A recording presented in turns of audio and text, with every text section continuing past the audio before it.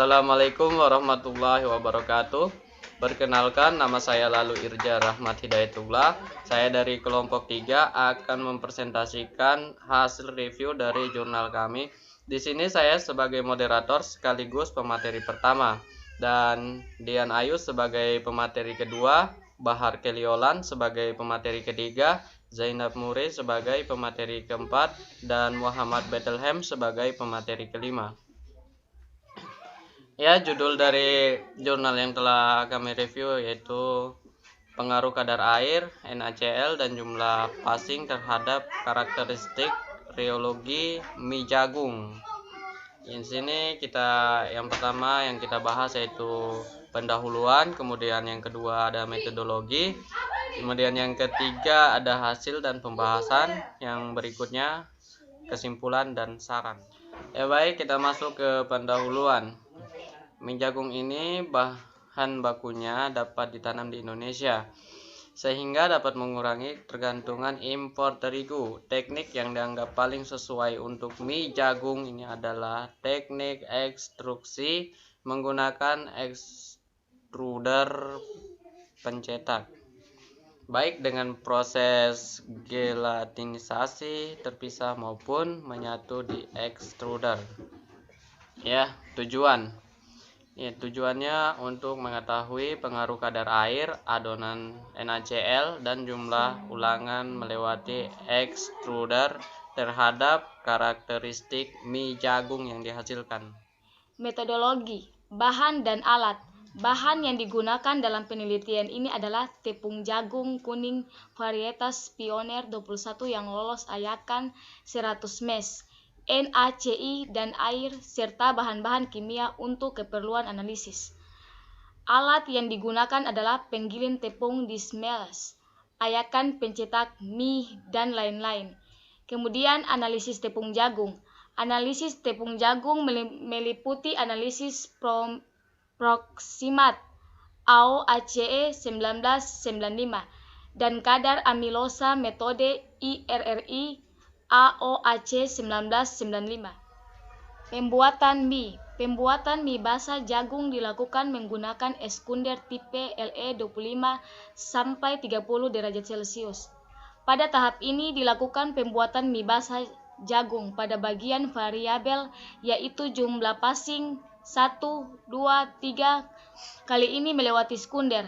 Kadar air 70%, 75% sampai 80% terhadap tepung kering, dan NaCl 0,01, 0,02% terhadap jagung. Eskunder diatur pada suhu 90 derajat Celcius dan kecepatan ulir 130 rpm. Analisis mie. Parameter yang diukur pada tahap ini adalah sifat fisik mie. Parameter fisik yang diukur meliputi persen elongasi, tensile strength, analisis profil tekstur yang meliputi kekenyalan yang kekerasan menggunakan tekstur Engeliner text anonim 1997, dan kehilangan padatan akibat pemasakan O et al. 1985. Kemudian ini adalah gambar proses pembuatan jagung basah. Bisa dilihat gambarnya. Hasil dan pembahasan. Karakteristik mie basah jagung. Derajat gelatinisasi menunjukkan presentasi pati yang tergelatinisasi selama proses ekstrusi. Penentuan derajat gelatinisasi dilakukan berdasarkan pada intensitas warna kompleks antar amilosa dan iodium. Hasil analisis seragam menunjukkan bahwa interaksi antar NaCl dan kadar air, interaksi antar NaCl dan passing, serta interaksi antar kadar air dan passing berpengaruh nyata terhadap derajat gelatinisasi mie. P kurang dari 0,05. Pada kadar air 70% meningkatkan konsentrasi NaCl menyebabkan penurunan derajat gelatinisasi yang gratis. Pada perlakuan kadar air 75% dan 85% meningkatkan konsentrasi NaCl dari NaCl 0% menjadikan NaCl 1% dan NaCl 2% menyebabkan penurunan derajat gelatinisasi yang lebih kecil. Pada perlakuan 1 kali passing, kenaikan konsentrasi NaCl menurunkan derajat gelatinisasi cukup besar. Pada perlakuan 2 kali passing, penurunan derajat gelatinisasi akibat kenaikan konsentrasi NaCl lebih kecil. Pada perlakuan 3 kali passing, kenaikan konsentrasi NaCl menurunkan derajat gelatinisasi secara drastis. Ya, KPAP kehilangan padatan akibat pemasakan.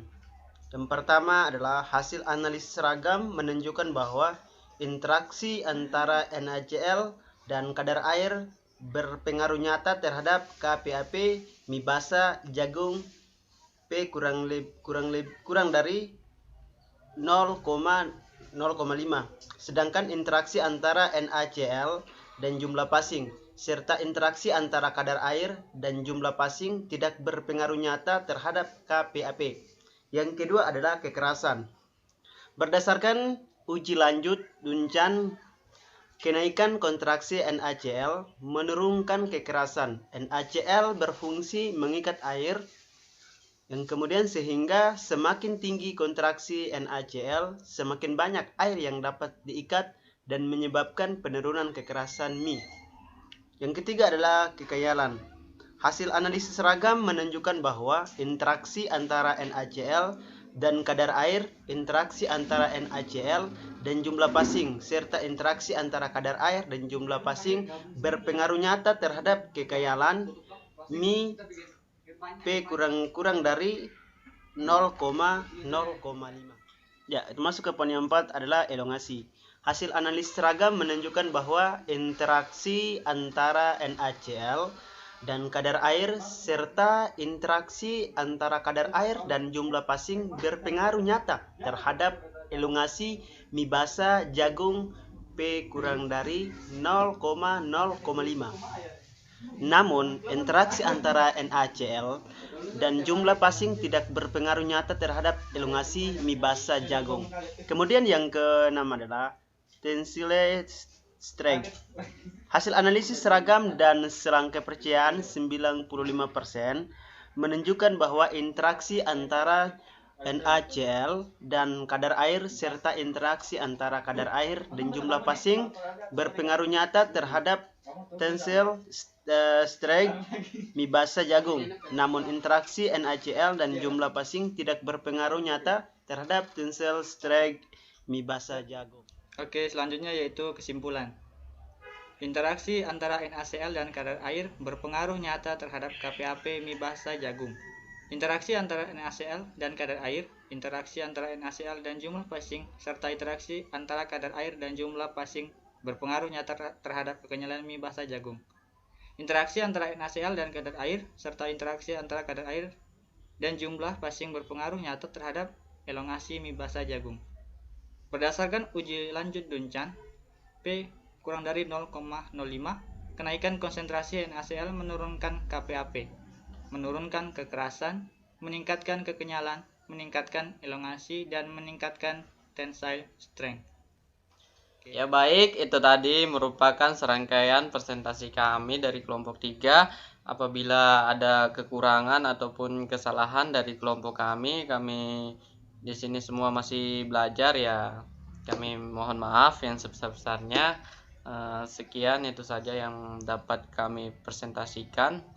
Wassalamualaikum warahmatullahi wabarakatuh.